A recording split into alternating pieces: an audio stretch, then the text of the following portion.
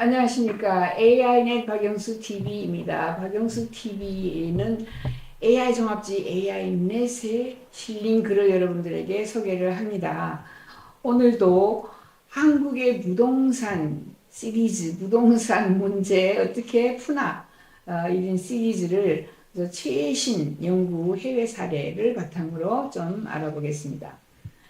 지금 현재는 실수요자 중심의 주택 시장인데 가수요가 붙어가지고 이거 억제해야 되겠죠. 너무 네. 많은 사람들이 대부분 뭐 강남의 한 채, 똘똘한 한 채 똘똘한 플러스 한채 맞습니다. 똘똘한 한 채 플러스 이야기하고 있는데 그것은 외국에서는 죄악시되고 있거나 남의 돈 뺏는 강도 역할이다 이렇게 음, 저희 남편이 이야기합니다. 아무튼 이 현황 한국의 주택 보유율은 102%예요. 그래서 통계상으로는 모든 가구가 집을 한 채 이상 보유할 수 있는 상황임에도 강남 특정 지역의 주택이 투기의 수단이 되고 있다.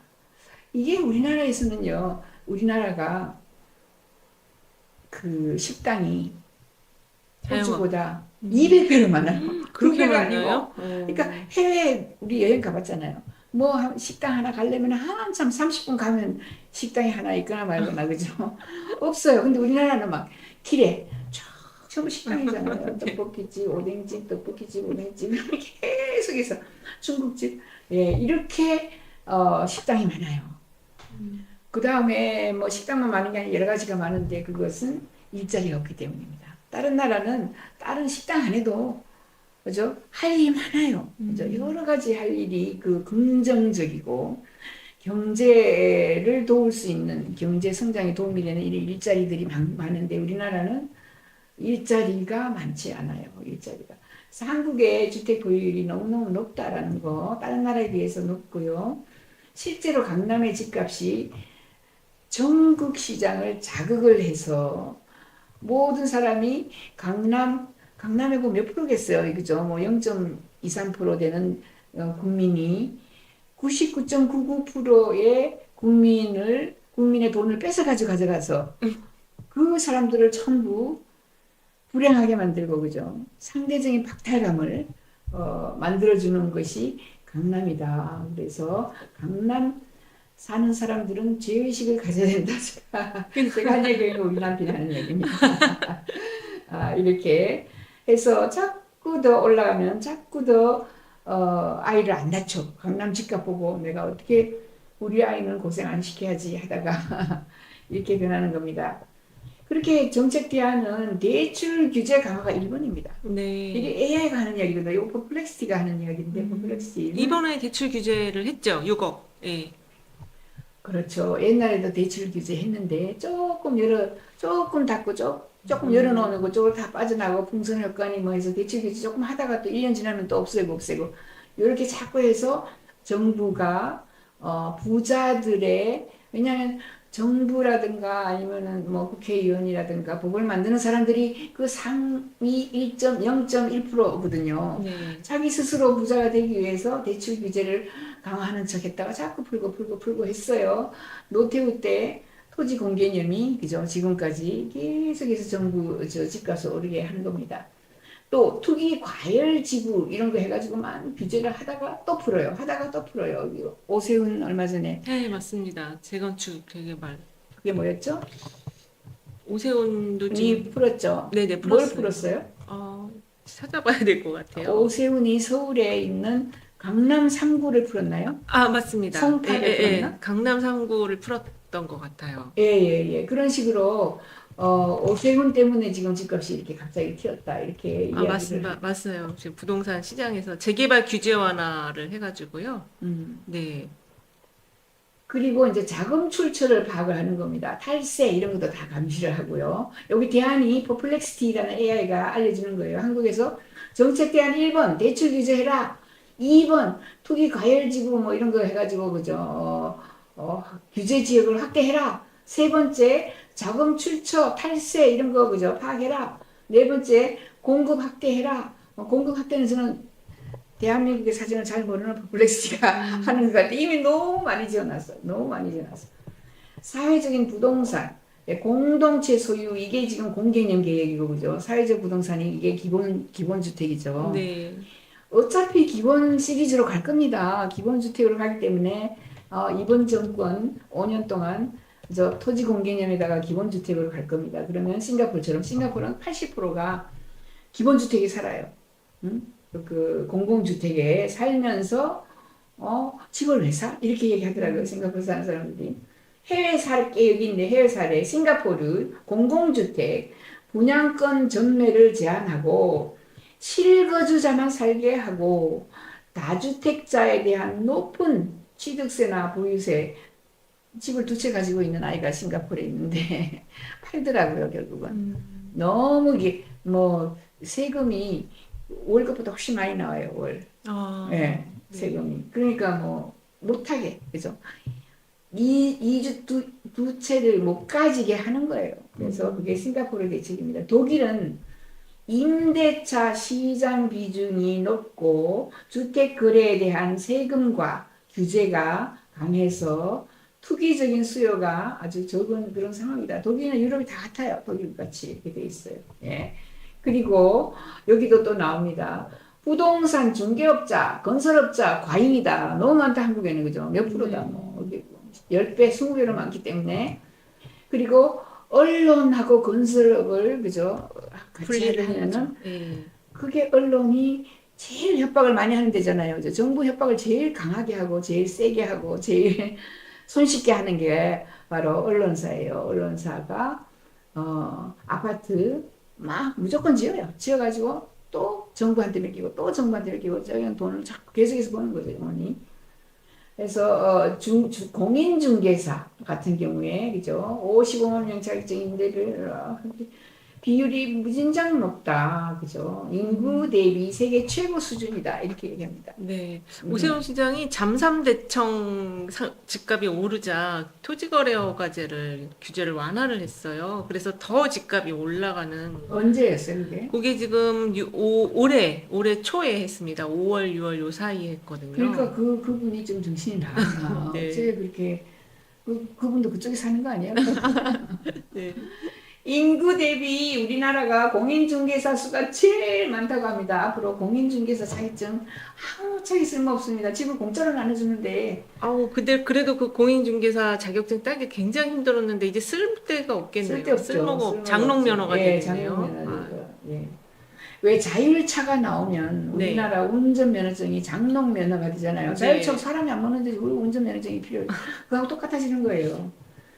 건설사 수도 8.8만 개가 있는데 너무 많다, 우리나라가. 그죠? 그 다음에 건설업계가 언론사를 가지고 있는 나라는 진짜 우리나라의 특유한 현상입니다. 왜냐하면 다른 나라는 언론사가 건설사 가지고 있다고 아파트 수백만 채를 지어가지고 협박을 해가지고 정부에게 떼맡기거나 이런 사건이 없어요.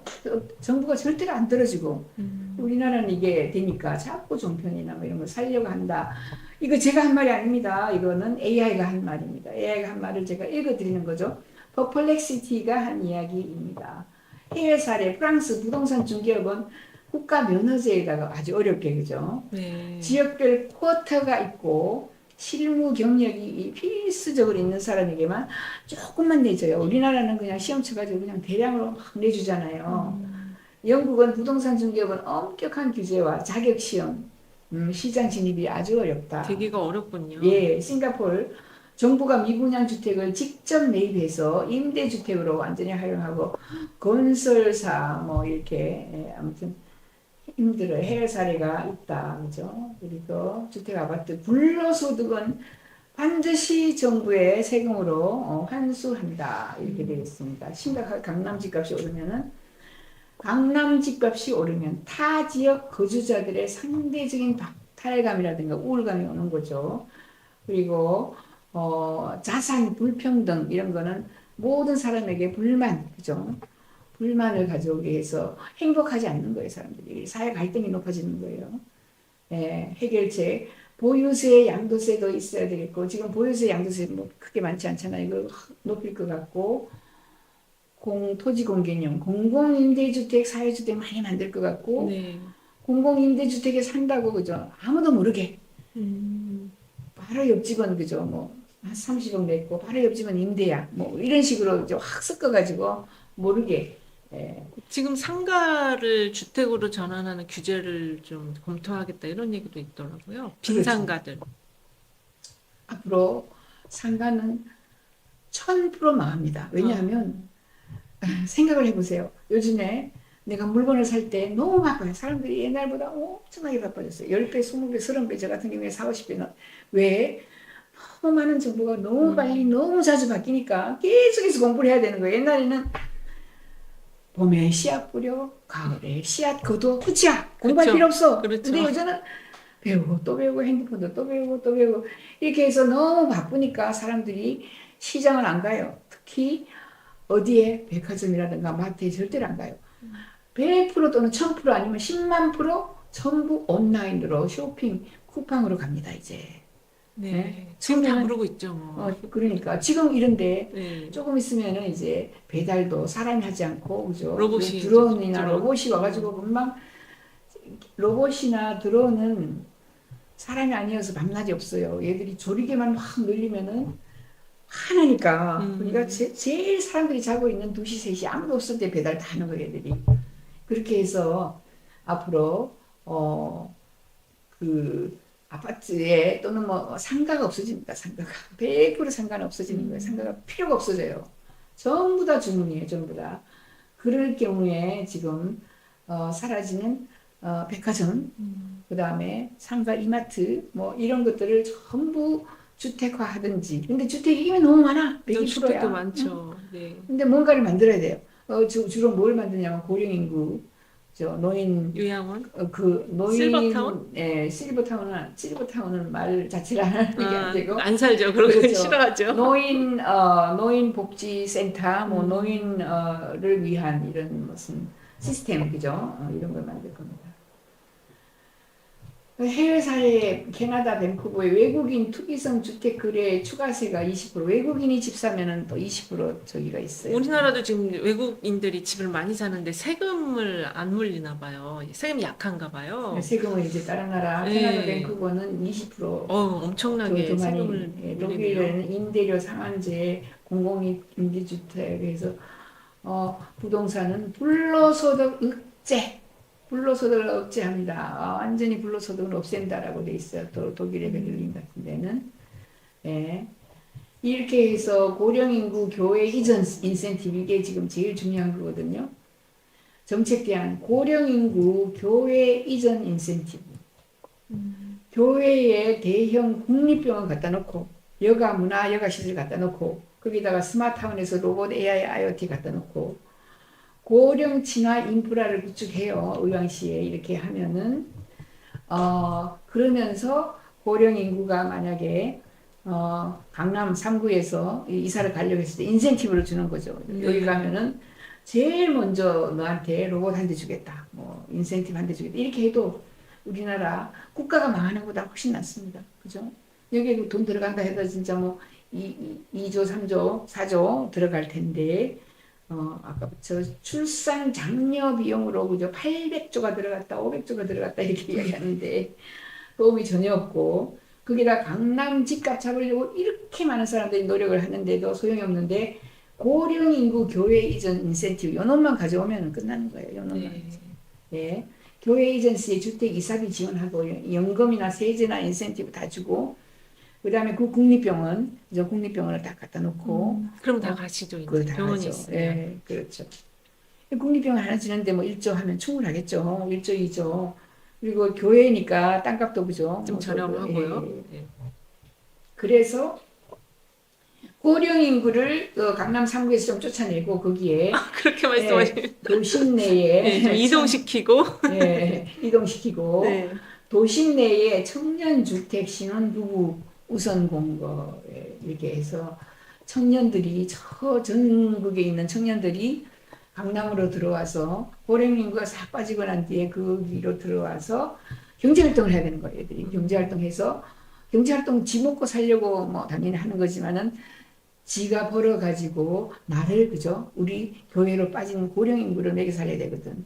네, 그렇게 해서 신혼부부 청년 우선 입주제도 뭐 네. 이런 식으로 해서 그 거의 강남 현재 있는 집값의 절반 값으로 들어가게 하든지 아무튼 청년 신혼 교통비 이사비 생활비 이런 걸 다 지원해서 강남에 또는 뭐 강북이라 해도 서울에 좀 살 수 있게 해준다. 그리고 고령자 일자리 이런 것도 교외 지역에서 고령자 일자리를 또 많이 만들어가지고 평생 교육도 갈 수 있고 뭐 사회 참여도 할 수 있고 여러 가지 할 수 있게 만들어주는 거죠. 제일 중요한 거는 스마트 케어하고 AI 로봇이 있어가지고 AI 로봇이 건강 안전 관리 해주고 신부름 다 해주잖아요. 그죠? 네, 얘가. 돌봄을 다 돌봄 해주죠. 돌봄 로봇이에요. 돌봄 로봇. 그래서 해외에 이미 그런 사례가 있습니다. 일본 교외 신도시에 대형 병원 짓고요. 문화시설 짓고요.